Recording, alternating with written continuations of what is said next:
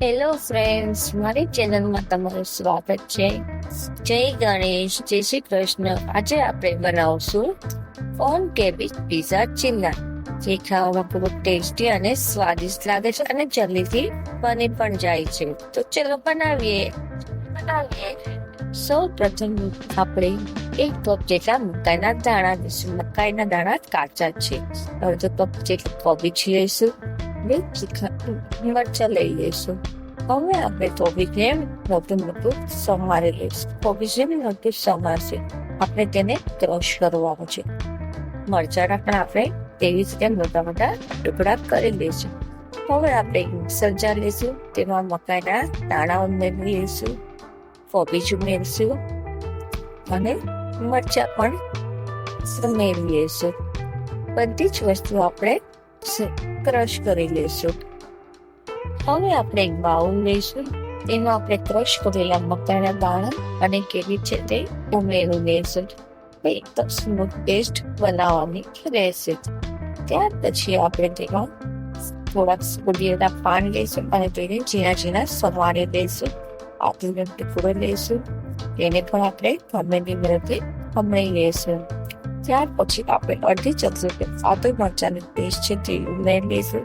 1 ચમચી જેટલા pizza spice મસાલા ઉમેરી લઈશું. તેમાં ઓરેગાનો અને રેડ ચીલી ફ્લેક્સ છે. સ્વાદ અનુસાર મીઠું ઉમેરીશું અને 1 ચમચી જેટલો ચણાનો લોટ ઉમેરીશું. 1 ચમચી જેટલો ઝીણો રવો છે તે ઉમેરી લઈશું. ત્યાર પછી આપણે તેમાં થોડાક સમારેલી કોથમીર ઉમેરી લઈશું. હવે તેમાં આપણે પાણી ઉમેરીશું. પાણી આપણે ધીમે મસ્ત. પહેલા મેં 4 ચમચી જેટલું પાણી ઉમેરેલું છે. જરૂર લાગશે તો આપણે બીજું ઉમેરીશું. હવે આપણે મિક્સ કરીને જોઈ લઈશું. હવે પાછું મેં 2 ચમચી જેટલું પાણી ઉમેરેલું છે અને મિક્સ કરશું. તો પાણી બરાબર છે. બેટર એકદમ પતલું ન થઈ જાય તેનું ધ્યાન રાખશું, નહીં તે ચીલા સારા નહીં બને. હવે ચીલા પર ટોપિંગ કરવા માટે આપણે વેજીટેબલ સમારી લઈશું. તેમાં મેં કેપ્સિકમ લીધેલું છે, તેને મેં ઝીણે સમારી લીધેલું છે. ત્યાર પછી ડુંગળી લીધી છે, તેને પણ ઝીણે સમારી લીધેલું છે અને અમુક ચીઝ લીધું, તેને પણ આપણે એક ખમણી લીધેલું છે. તમે ગાજર, કોર્ન કંઈ પણ લઈ શકો છો. હવે આપણે ગેસ ચાલુ કરશું ને તવો લઈશું. તવો ગરમ થાય એટલે આપણે તેમાં બટર સ્પ્રેડ કરી લઈશું. તમે ઘી અથવા તેલનો પણ ઉપયોગ કરી શકો છો. બટર સારી રીતે સ્પ્રેડ થઈ ગયું છે.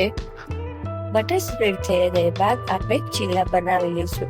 આપણે ચીલા નાના જ બનાવશું. એક ચીલો બની ગયું છે, તેવી જ રીતે આપણે બધા ચીલા બનાવી લઈશું. આપણે ગેસની ફ્લેમ ધીમી રાખશું, જેથી કોર્ન અને કેબેજ કાચું ન રહી જાય. હવે આપણે ચીલા બની ગયા છે, તેની ઉપર આપણે બટર સ્પ્રેડ કરશું. બટરનો ટેસ્ટ સારો આવે છે. ચીલા એક બાજુ ચડી જાય એટલે તેની પલટાવી લેશું. એટલે ગોલ્ડન બ્રાઉન કલરના થઈ જાય ત્યારે તેને પલટાવી લેશું. ચીલા કાચા ન રહી જાય તેનું ખાસ ધ્યાન રાખશું. હવે તેની ઉપર આપણે બટર સ્પ્રેડ કરી લેશું. બટરથી ટેસ્ટ સારો આવે છે. હવે આપણે જે કેચઅપ છે તે કેચઅપને પણ આ રીતે સ્પ્રેડ કરી લેશું. તમે કેચઅપની જગ્યાએ માયોનીઝ અથવા પિઝા સોસ પણ લઈ શકો છો. કેચઅપ લગાવાઈ જાય પછી આપણે જે ટોપિંગ માટે સમારેલા કેપ્સિકમ અને ડુંગળી હતી તેને આપણે ટોપિંગ કરી લઈશું. તમે કોઈ પણ વેજીટેબલ લઈ શકો છો. સ્પ્રિંગ ઓનિયન, કેરેટ, બીન્સ, તમે કંઈ પણ લઈ શકો છો. હવે આપણે તેની ઉપર ચીઝ હતું તે પણ આપણે સ્પ્રેડ કરી લઈશું. ચીઝ સ્પ્રેડ થઈ જાય એટલે પીઝા સ્પાઇસ એટલે કે ઓરેગાનો અને રેડ ચીલી ફ્લેક્સ પણ સ્પ્રિંકલ કરી લઈશું અને બટર પણ સ્પ્રેડ કરી લઈશું. બટરથી ટેસ્ટ ખૂબ જ સારો આવશે. હવે તેને ઢાંકીને 5 મિનિટ માટે થવા દઈશું. આપણા ચીલા થાય છે ત્યાં સુધી તેની સાથે ખાવા માટે લીલી ચટણી બનાવી લઈશું. તેની માટે મેં 50 ગ્રામ જેટલી કોથમરી લીધેલી છે, જે ધોઈને સાફ કરેલી છે.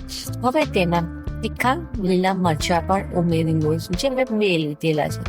1 આદુનો ટુકડો ઉમેરશું, 3 કળી લસણના ટુકડા કરીને ઉમેરશું. સ્વાદ અનુસાર મીઠું ઉમેરશું. થોડી ખાંડ ઉમેરી લઈશું. 1 ચમચી જેટલું શેકેલા જીરા પાવડર ઉમેરી લઈશું.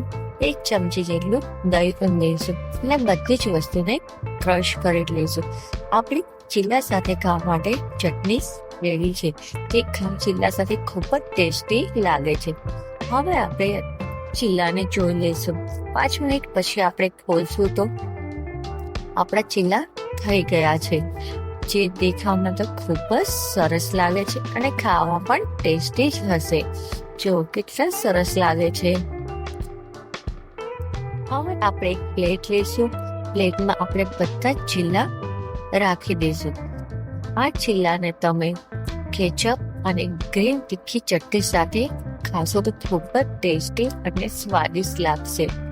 Thank you.